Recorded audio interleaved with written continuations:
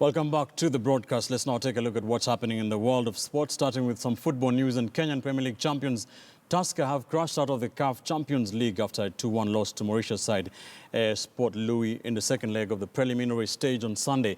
This after being held to a 1-0 draw in the first leg in Nairobi, as the Brewers needed victory to progress to the first round of the Continental Showdown and went ahead just before the halftime. Through Hashim Sempala's long-range strike. The visitors were in total control of the game but wasted several scoring opportunities to put the game to bed. The missed chances came to haunt them as Ephraim Guikan struck twice in the 85th and 89th minutes to give the hosts a 3-2 win on aggregate. Ulinzi Stars are now Kenya's only hope in continental competitions as they advance to the next stage of the CAF Confederations Cup, edging out Al Hilal from Libya through post-match penalties on Saturday. Now, African Commonwealth welterweight champion James Onyango made easy work of his opponent as he emerged the winner, defeating Uganda's Patrick Aturairwe in a non-title match here in Nairobi. Onyango knocked out his opponent in the second round of the bout. In another match, Kenya's Maurice Okola proved too hot to handle for his Malawian opponent Alik Gogodo as he floored the visitor in the first round of the bout in the heavyweight category. World Boxing Council's super bantamweight champion Fatuma Zarika demonstrated her prowess to the fans who turned out in support as she took out Tanzania's Flora Machela in less than 2 minutes in what was a non-title fight.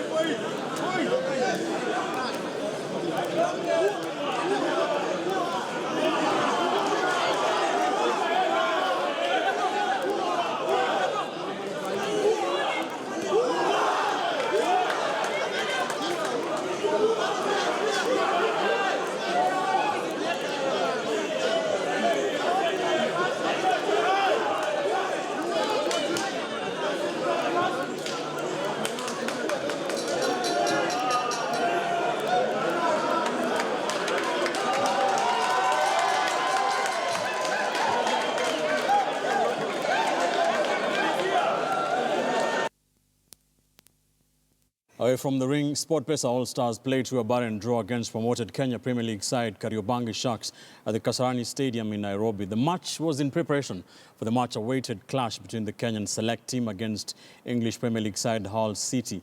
A number of players, including Alan Wanga and James Situma, missed this match due to club commitments. The match is scheduled for the 27th of February at the KCOM Stadium, and it will be televised live on KTN.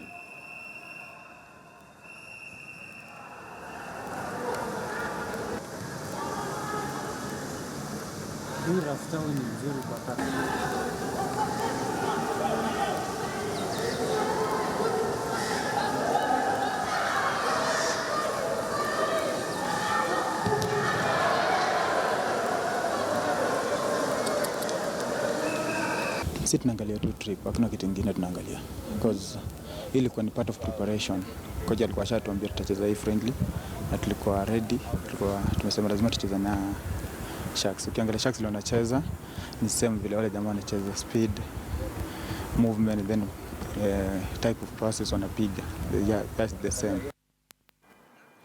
Rehan Shah won the four-wheel drive turbo category during today's KCB Eldoret Autocross. Meanwhile, Karan Sem won the two-wheel drive turbo, while Gillian Bailey was impressive winning the two-wheel drive non-turbo class. Ryan Bailey won the junior class competition, while Rajveer Thethi was second in Heat 4 for the junior class competition. It means the world. I mean, we've raced this whole year.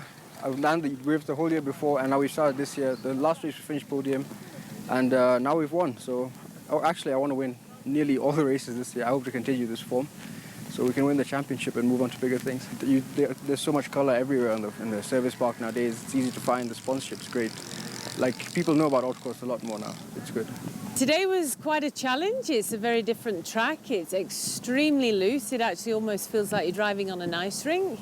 But that's part of motorsport. You've got to take it as it comes, and it's all a learning curve.